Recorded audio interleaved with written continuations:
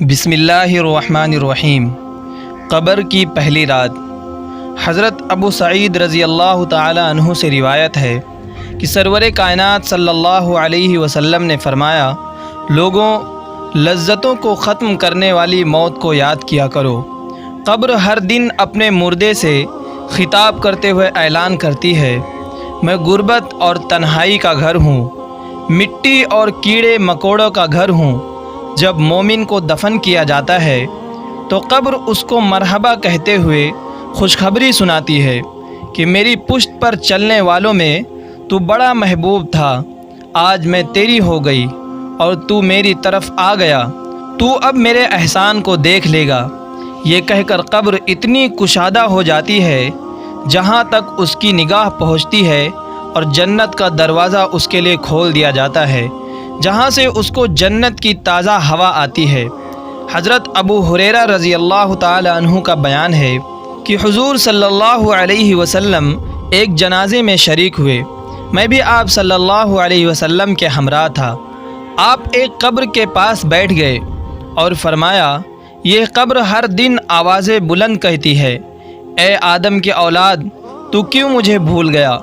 کیا تجھے یہ معلوم نہیں کہ میں تنہائی کا گھر، بد کا گھر، وحشت کا گھر اور کیڑے مکوڑوں کا گھر ہوں؟ میں بہت تنگ گھر ہوں، مگر اللہ جس کے لیے کشادگی کا حکم فرمائے گا اس کے لیے کشادہ ہو جاؤں گی۔ اس کے بعد آپ صلی اللہ علیہ وسلم نے فرمایا، اے قبر، تو یا تو جنت کا چمن ہے یا پھر آگ کا ایک تندور۔ حضرت ابو حجاج رضی اللہ تعالی عنہ سے روایت ہے کہ رحمت عالم صلی اللہ علیہ وسلم نے فرمایا، مردہ جب قبر میں رکھا جاتا ہے تو قبر اس کو کہتی ہے، اے ابن آدم، تو ہلاک ہوا، تجھے کس چیز نے مجھ سے دھوکے میں رکھا؟ کیا تجھے معلوم نہ تھا کہ میں فتنہ، تاریکی اور کیڑے مکوڑوں کا گھر ہوں؟ تجھے کس چیز نے مجھ سے بہکا کر نڈر کر دیا اور تو میری پشت پر خوب اکڑ کر چلتا تھا؟ اگر وہ مردہ نیک ہوتا ہے تو اس کی طرف سے قبر کو جواب دینے والے جواب دیتے ہیں، اے قبر، تو دیکھ تو صحیح اس کے اعمال کیسے ہیں، یہ اچھائی اختیار کرتا تھا اور برائی سے باز رہتا تھا۔ یہ سن کر قبر کہتی ہے، بے شک یہ نیک تھا، اب میں اس کے لیے سرسبز ہو جاتی ہوں۔ مردے کا جسم اس وقت منور ہو جاتا ہے اور اس کی روح اللہ تعالیٰ کی طرف بھیج دی جاتی ہے۔ حضرت عبداللہ بن عبید رضی اللہ تعالی عنہ سے روایت ہے کہ حضور صلی اللہ علیہ وسلم نے فرمایا، مردہ قبر میں بیٹھتا ہے اور ان لوگوں کے پیروں کی آواز بھی سنتا ہے جو اس کے جنازے کے ساتھ قبر تک گئے ہوں۔